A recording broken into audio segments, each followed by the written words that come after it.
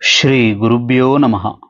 தெய்வத்தின் குரல் இரண்டாம் பகுதி 72வது தலைப்பு. 40 சம்ஸ்காரங்கள். பெற்றோர் செய்யும் சம்ஸ்காரங்கள். கர்ப்பாதானம் முதற்கொண்டு சம்ஸ்காரங்கள் சொல்லப்பட்டிருக்கின்றன. தாயார் வயிற்றில் தேகம் ஏற்படுகிற க்ஷணம் முதல் சம்ஸ்காரங்கள் ஆரம்பமாகின்றன. ஷரீர பிண்டமானது மந்திரபூர்வமாக உற்பத்தியாக வேண்டும்.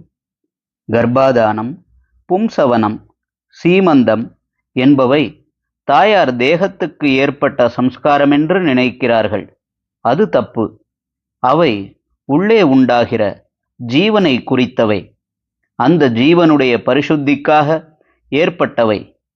கர்ப்பத்தில் உள்ள வேறொரு ஜீவனை உத்தேசித்து பண்ணப்படுவது ஆதலினால் அந்த சம்ஸ்காரங்களின் விஷயத்தில் பெரியவர்களுக்கு பொறுப்பு அதிகம்.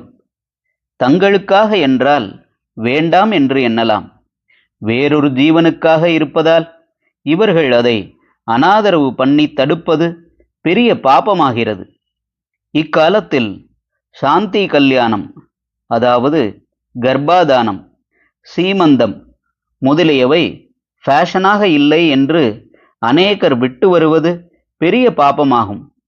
ஸ்திரீ புருஷ உறவிலே நிஜமாக வெட்கப்பட வேண்டிய விஷயங்களில் லஜ்ஜை இல்லாமல் வெள்ளைக்கார ஃபேஷனில் விவஸ்தை கெட்டு நடந்து கொண்டே இதை பரிசுத்தி பண்ணி நல்லதாக ஒரு புது ஜீவனை உண்டாக்குவதற்காக ஏற்பட்ட வைதிக கர்மாக்களை லஜ்ஜைக்குரியவை என்று விட்டுவிடுவது கிரமமே இல்லை. தேகம் வெளியில் வருவதற்கு முன்பு பண்ணப்படுபவை கர்ப்பாதானம், பும்சவனம், சீமந்தம் என்னும் 3 சம்ஸ்காரங்களும். மந்திரபூர்வமாகத்தான் ஸ்திரீ புருஷ சங்கம் ஏற்பட வேண்டும். மிருகப்பிராயமான வேகமாக இல்லாமல் இதையும் ஒரு சம்ஸ்காரமாக மந்திரத்தின் மூலம் உயர்த்தி கருவாக உண்டாகக்கூடிய ஜீவனுக்கும் அதனால் க்ஷேமத்தை ஏற்படுத்த வேண்டும். இந்த உயர்ந்த தத்துவத்தை விட்டுவிட்டு இதனால் நாம் ஏதோ ஒரு அநாகரிகமான சடங்கை விட்டுவிட்டோம் என்று பெருமைப்பட்டு கொள்வது பைத்தியக்காரத்தனம்தான். லஜ்ஜை இருந்தால் சாந்தி கல்யாணத்துக்கு ஊர் கூட்ட வேண்டாம்.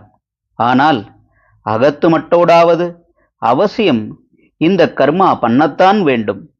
நித்திய உபாசனம், 4 நாள் கல்யாணம் என்பவையெல்லாம் போய் கல்யாணத்துக்கு மறுநாள் சேஷஹோமம் கூட இல்லாமல் கல்யாணம் நடக்கும் அன்றே ஒருவிதமான மந்திரபூர்வ சம்ஸ்காரமும் இல்லாமல் இப்போது இதை ஸ்ரீபுருஷ சங்கத்தை செய்து வருவது ரொம்பவும் துராச்சாரம், ரொம்பவும் பாபமும் ஆகும்.